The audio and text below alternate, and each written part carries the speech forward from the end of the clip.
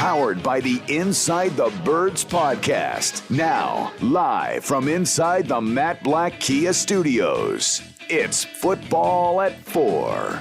Football at 4 is powered by the Inside the Birds podcast. It's brought to you by Bet365. Whatever the sport, whatever the moment, it's never ordinary at Bet365. Mike Gill and the Sports Bash has you till 6 o'clock tonight. And, of course, Football at 4. We've take a look at the Eagles and the Seahawks. We'll take a closer look at the matchup. So much to dive into. It's a very important game. You know, somebody texted in.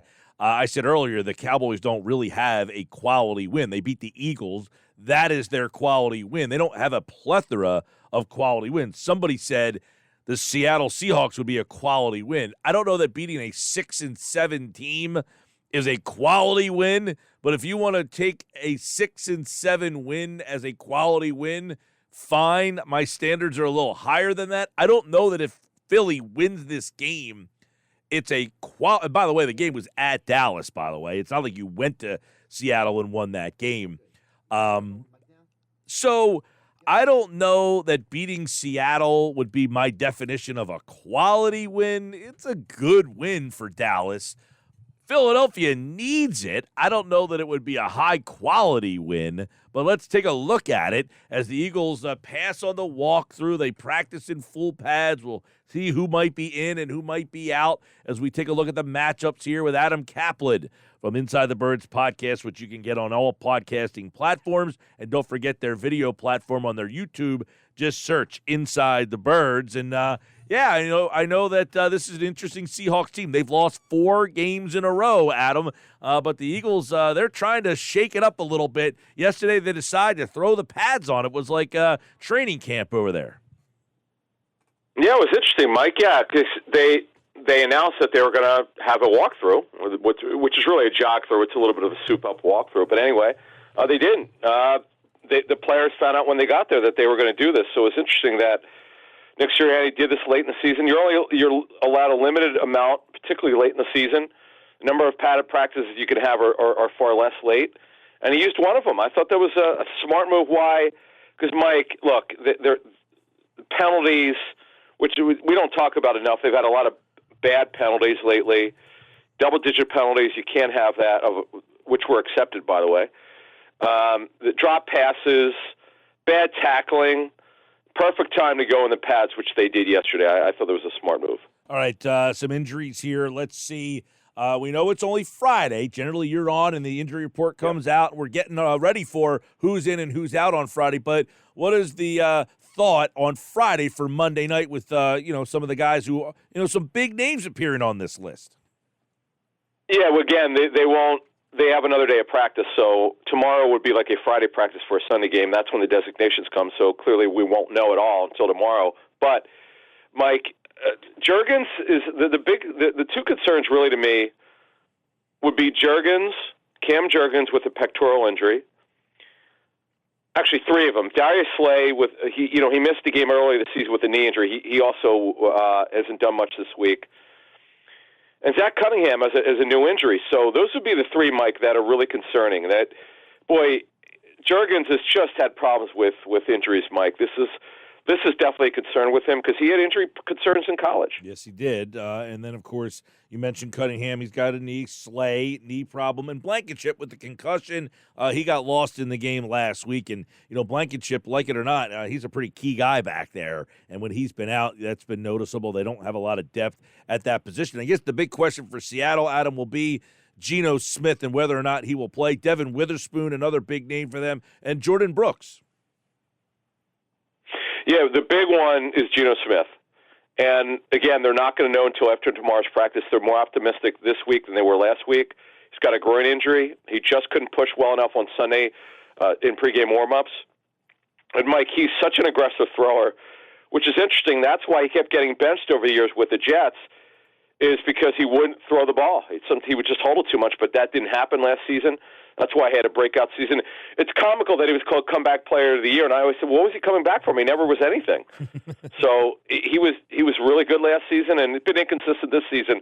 But the last game he played against Dallas, he was tremendous. All right, Adam, let's look at some of the matchups that you'll be watching in the game on Monday Night Football as the guys from Inside the Birds will be breaking this down on their pregame show, I'm sure. The Eagles offense against the Seattle defense. Seattle's a team that is a 3-4 heavy zone type of team. So how does that, factor in for the Philadelphia offense, which obviously has struggled the last 2 weeks?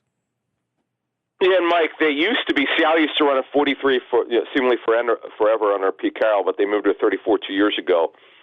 And they're one of the heaviest zone teams. So the thing with zone is, with zone, you could do more disguise. With man, you can't. But at least they know coming in, Seattle plays the same way every week. So you know what's going to happen. The Eagles, by the way, they don't run it a lot in the first half. Most teams don't. They pass it 63% of the time, which is actually less than the Seahawks pass it. The Seahawks pass it they actually pass it 1% more in the first half, which is interesting. But getting to the Eagles offense here. So the thing that surprised me lately, teams have been able to pass against Seattle.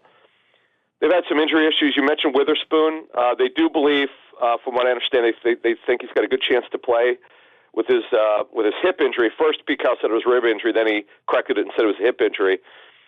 I'm expecting, I know it might rain, but there won't be any wind of note, and we've seen the Eagles throw in the rain very well. I would expect them to throw the football here. Seattle is a decent run defense, but I'm telling you that the way the teams have been winning is by throwing the football. I like the Eagles playing last week. They passed it and mixed the run in. In fact, when they were getting blown out in the third quarter, they still ran the football, which was interesting. And I'm expecting this to be a big Dallas Goedert game because why? Or at least on paper it is. Now, we know he's come up short sometimes with this, but Seattle's a big cover 3 defense. And in cover 3, the cover 3 beaters are tight ends, so I expect to see that. And now with the offensive line, Mike, before we get to Seattle's offense, that's going to be the thing. If Juergens can't play, that would concern me. But, boy, Seattle's pass rush is not great. They're a team you could definitely move the ball against. Yeah, this is something, this Seattle defense, you would think there is some holes in it here. Philadelphia's offense. Last week I talked about this before earlier in the week, Adam. Dallas ran 22 more plays than Philly and had the ball for almost 15 more minutes and only outgained them by 70 yards in the game. So I don't know that it was this gloom and doom. Those 3 turnovers really played a big role in the way that game, scoring-wise, looked to be so lopsided. But yardage-wise, it wasn't quite as bad of a story there, but the Eagles' defense, they have been giving up a lot of yards. So let's flip over to that side of the ball and see how the Seahawks offense, this is a team that has a ton. They're a fantasy football dream, right? They got a lot of skill players. Their problems up front. Yeah, and look, the offensive line is very average, very, very beatable. Drew Lock, by the way, would start if Smith can't go. Drew Lock played one of the best games of his career last week. It kind of kept the team in it on the road against the Niner defense. But Kenneth Walker is their lead back. Zach Charbonnet is a rookie out of UCLA. He's more physical, so he's the kind of guy, if they get the lead in the fourth quarter, he's the guy who's probably going to finish the game. Metcalf has had some good games, particularly one against Slay. You might remember when he got the best of Slay some years ago. Tyler Lockett, his yards per catch, that average is down, but he always is capable of going deep. And Jackson Smith and Jigba is the guy you've got to watch. He's their third receiver. He'll eventually replace Lockett. That's why they drafted him.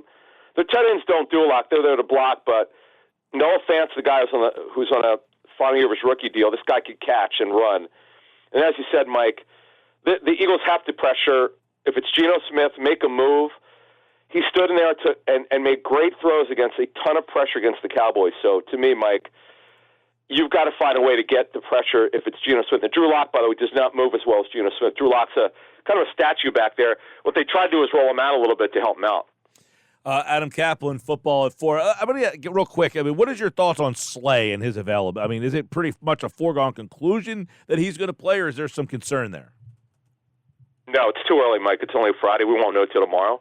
As I said earlier, my one concern is he missed a game earlier this season with a knee injury, and they're not listing his rest last week because by the way, we should mention, he was on the injury report last week with the knee, but he also with rest. Right. That was purposeful. So we'll see.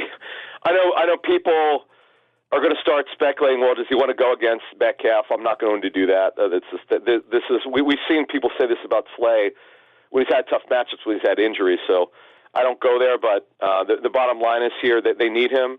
The Eagles have all sorts of problems with depth at corner in terms of quality of depth. It's not depth has nothing to do with how many players you have. It's how good your quality is, as I've been telling people for 10 years, and hopefully people will start listening. I was right about that at the beginning of the season. Eagles' quality of depth at cornerback's clearly not good enough. The worst graded defense in the National Football League, Mike. They've given up the most touchdown passes, most completions, and most yards passing this season. And it's not going to stop. In fact, they're giving up the worst completion percentage at 61%. Worst third down defense, Mike. It didn't look like this through 7 weeks. It's been the second half of that. They're getting annihilated. Well, the reason I ask about Slay is if he is out and you've got Lockett and Smith and Jigba and Metcalf, a very good complement, who steps into his spot and gets, do they like Ringo? Is it Ricks? I mean, who kind of would take that role if he can't go? Most likely Ricks. Is splitting some of the nickel responsibilities for Roby. But it's a disaster. They just don't have any veterans, Mike, to go in there. It would be really bad. In fact, I'd probably change my pick to the Seahawks if he couldn't go. And it just look, you got the two veterans and you got a bunch of young guys on the outside. Maddox getting hurt obviously this season and not returning.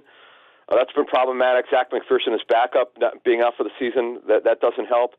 To be clear on Maddox, they were looking. Just to be clear on Maddox, he is out for the year, right? He cannot return. Regular season. Now, he could return for the playoffs. Okay. He could return for the playoffs. Okay, yeah, because I did see that he was out on the field practicing, and I thought that he was done at least for the season. You're saying? No, he's not practicing. He may be running around, but he is not. Yeah. They have to see the new – yeah, just so you know, with the injury reports, he has to be designated to return to practice with the team, and that has not happened yet. So the hope was, from what I'm told, is that he could return for the playoffs. If the other thing is, Jeff brought up a great point on our show. Do you want him playing his first game in the playoffs without having played late in the season? That's something they'll have to wrestle with if he's able to practice, Mike, and able to come back for one of those last 3 games, which right now we don't know. But the thought, for what I was told, is they had a real chance to return to the playoffs, but we'll see. Adam Caplan, everybody. Eagles are on Monday night, so we'll have a weekend to kind of look at it all and let it get there. But I think, I guess the Eagles getting this extra, the game's moved, it kind of inconvenienced some people traveling, I would imagine. But Philadelphia is probably happy that they get an extra day, or do you think they want to get back out there? It helped because the Eagles have been so tired. And maybe, you know what? That's one thing I'll add here. I do wonder, because Sirianni, he doesn't talk till tomorrow because we're on a different schedule. Right. I wonder if that's why he did this. He changed it because, remember, the schedule that they released had a walkthrough. And they have what's called a jog through. It's more of a brisk movement. I've been to some of these. It's pretty interesting. They actually literally jog through, but they don't run. And and they're usually not very long anyway. But look, we'll know more, but I'm thinking that he knew with the extra day that would help them, and clearly that played a part in it because he changed his mind. Interesting. Adam Caplan, everybody, Football at 4 in the books. Don't forget the Inside the Birds podcast on all podcasting platforms, and, of course, their YouTube channel. Just search Inside the Birds. Thank you, Adam. All right, Mike, thanks.